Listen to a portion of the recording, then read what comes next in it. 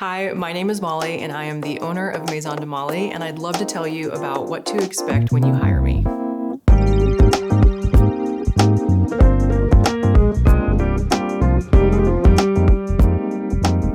First, you'll generally either fill out the form on the website or we'll have an initial consultation. So this means generally a phone call.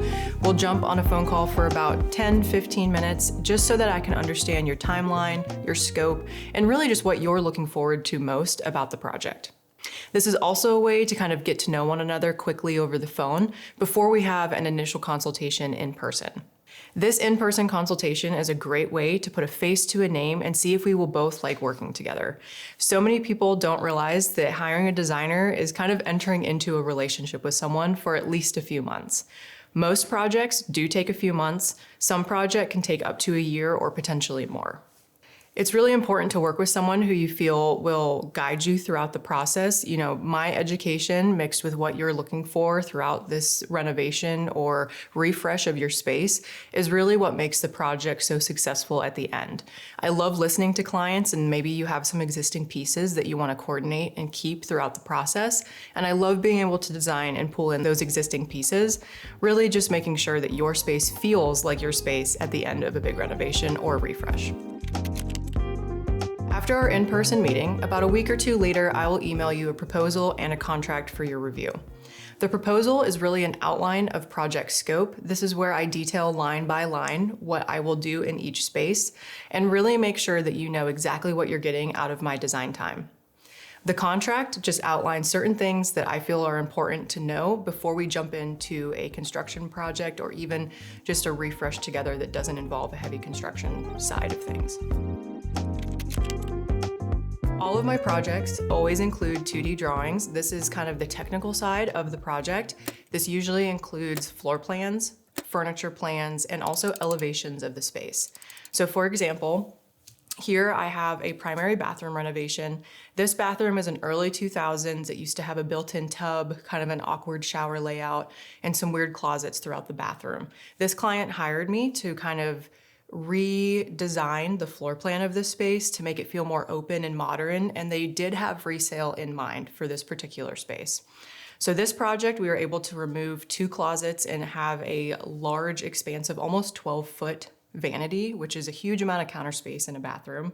We have a freestanding tub, so it feels more modern and open, but you can still take those bubble baths. And then we have a large corner shower that is also open. So this kind of floor plan works very, very well for resale, but also it's what the clients wanted. And so we were kind of able to accomplish a lot with this floor plan.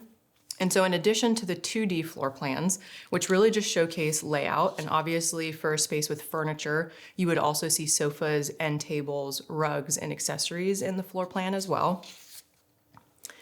You also get technical drawings. So these are something that you could pass on to a contractor and they would also be able to kind of build out the space. So for a bathroom, obviously it's super important to have detailed cabinetry plans. In this case, the elevation shows important key details like where certain items are mounted and also the cabinetry details. So you'll see kind of the inset cabinetry, you'll see where I'm placing hardware. You'll also notice heights of sconces and mirrors. All of these things are super important that they're just a billion little decisions that go into designing a bathroom, but all of these things are necessary so that the contractor can also do their job well. In the shower, we have 2 large niches, one for him and one for her. This is a great way to have proper storage throughout and really just make sure that each client is happy and has space. You don't want to go through a renovation and then realize that your shampoo bottles don't fit in your niche or you don't have enough space. So all of these things together really ensure that I'm talking through the process with you and making sure that we really can kind of check those boxes off for you, and also what am I thinking in the back of my mind to make sure that I can bring that to light for you and we can talk through those details.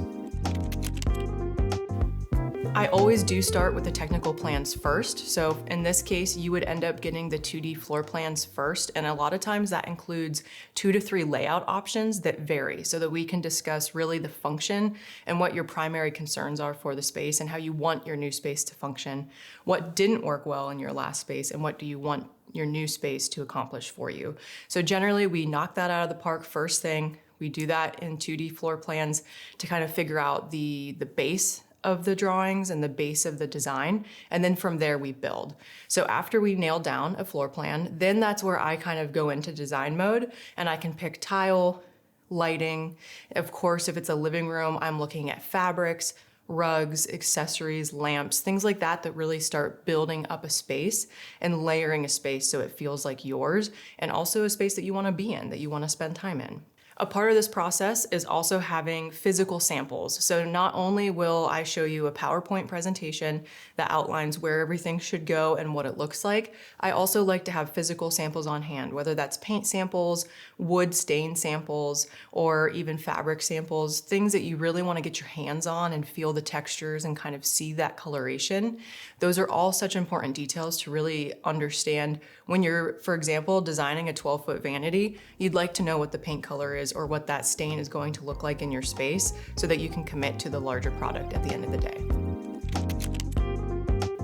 After designs are approved and selections are made, we do enter the procurement process. We like to handle all of the ordering of each product on site so that we can ensure through our trade accounts and our customer service representatives that everything goes smoothly. We also handle tracking and white glove delivery so that if anything ships and then arrives damaged, we can have that repaired or even submit a claim for a new piece to be delivered. And you might not ever even know about that. So again, we're working behind the scenes to make sure that this process is as smooth as possible, and you're paying us to handle those little headaches before they even reach you. After everything is received and inspected, we then schedule a white glove delivery for your home. This generally means for larger furniture items like sofas, beds, and rugs that a team will come in, and it's really kind of like a moving company. That's the best way to describe it. They bring the items in, they lay them out. I'm always on site to make sure that the pieces find their special home in each room and really make sure that they're in the exact spot they need to be based on the floor plans and based on what we've agreed upon.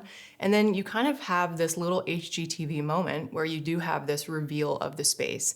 Now, to be fully transparent, since COVID, there have certainly been shipping delays, and that generally means that not everything in a room arrives at one point in time. I generally like to install as much as possible for a client so that they don't end up having a lot of storage fees and other unseen costs arise because we're waiting on a final piece to arrive.